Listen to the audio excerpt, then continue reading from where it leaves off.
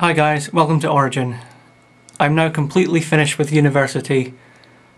I want to describe what it was like. I want to summarise my experience in this video. Now, about a year ago, the YouTube user pogobat, otherwise known as Dan Brown, released a video called An Open Letter to Educators. And the conclusion that I've come to after finishing uni is that I agree with pretty much everything he said. Where I don't, I think it was simply down to bad wording. I don't buy for 1 second that he's as stupid as Thunderfoot made him out to be. Now, my course lasted 4 years and I did 2 subjects, maths and music. I didn't have to choose between the subject I liked and the one I was good at. I did both. At pretty much every stage of my life up until the first semester of the first year at uni, actually make it the second semester, I was really good at maths. In primary school I was always top or joint top of the class. In high school I was always at the very least near the top of the class. The first semester of uni covered stuff I pretty much already knew, but then it went downhill very fast and I wasn't able to recover from it at all. In terms of music, grades weren't really applicable until high school, and when I got there I hovered around the A-B borderline. At high school it was a mixture of theory, performance and composition. At university my music courses were more sort of geared towards sociology or philosophy. Like I had aesthetics of music courses, and I had a lot of courses about the role that music plays in society. A lot of these were heavily essay-driven topics, and I've never been good at writing essays. But there were 2 very practical courses on computer music which I really liked. Now, I'm mostly okay with the music side. Yes, there were essay writing courses, but the practical ones were very good. The aesthetics of music course was brilliant. And generally I don't have many regrets when it comes to the music side. What I would say is that I wish I got to do more composition-based courses, but my degree never gave me that option. Maths, on the other hand, was a completely different story. Maths was exactly how Dan described his courses at the University of Nebraska in his video. You go to a lecture hall, and depending on whether they use a blackboard or PowerPoint, you either compete in a writing race with the lecturer, or you sit there literally falling asleep in your seat.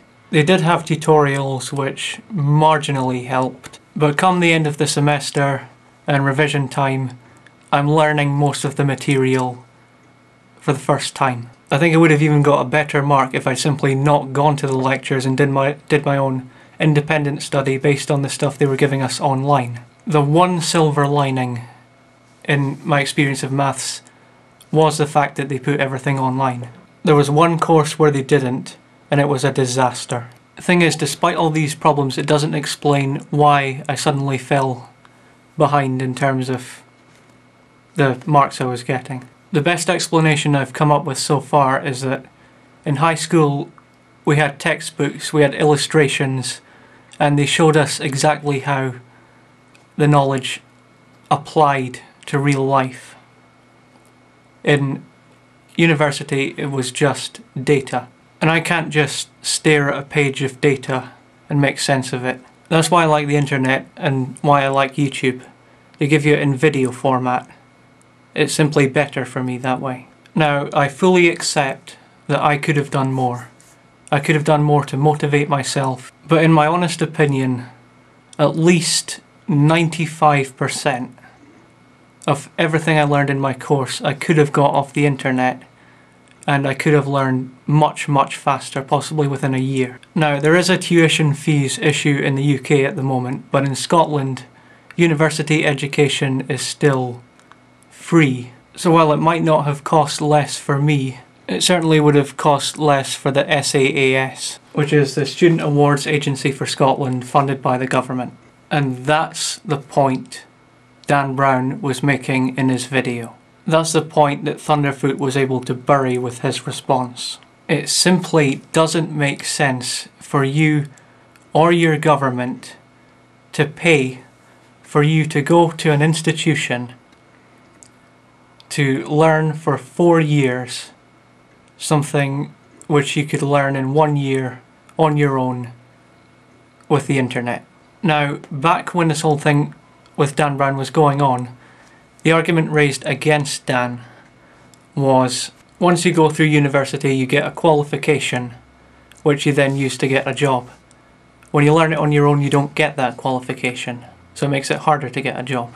That's not a defence of university education, and not a problem with self-learning. That's actually something that works against university education, and definitely something that works against education in general. The fact is, if self-learning online is a better way to do it, then maybe as a society we should think about how to give qualifications to people who learn that way. Because I don't buy, as Thunderfoot suggested, even for 1 second, that Dan really thought that you could simply walk up to an employer and say, "Oh, I know nothing about this subject area, but all the facts are online, so give me the job already." Now, that's my interpretation of what Dan said. And I'm being honest in saying it's an interpretation. Thunderfoot didn't do that. He was selling it as, "Oh, that's what Dan's saying." And that's what really pissed me off about Thunderfoot's video. It buried all of these really legitimate points, really important things to consider, under a whole lot of misplaced aggression and calling him Glenn Beck and giving interpretations of his video that make him look as stupid as possible. And if Dan's right, then ultimately this all works against education. So Thunderfoot should be angry at himself. As to Thunderfoot's point that, well, universities do more than educate people, they also deal with research. Well, they can do research, that's fine. The education part is the part that's the problem, the part that's outdated.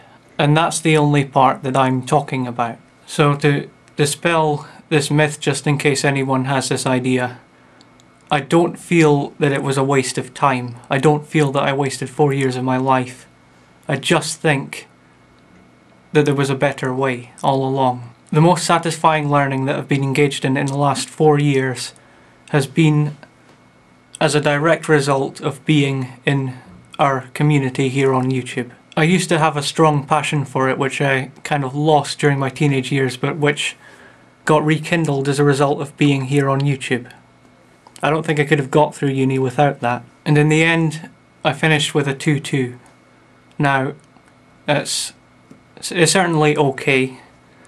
In order to get a master's, you kind of need a 2-1 or a lesser degree with a lot of experience. So, as a result of getting a 2-2, I'm now going to have to try and find some experience in composition. In fact, here's a thought. If you guys need music for your videos, let me know and I'll try and write you something.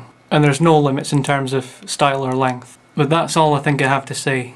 If I think of anything else, I'll put it in the description below.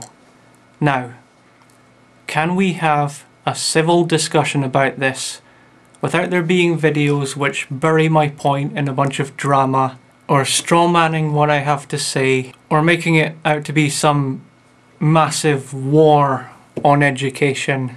Can we simply discuss the point that there are better ways to do it? Thank you for watching. Goodbye.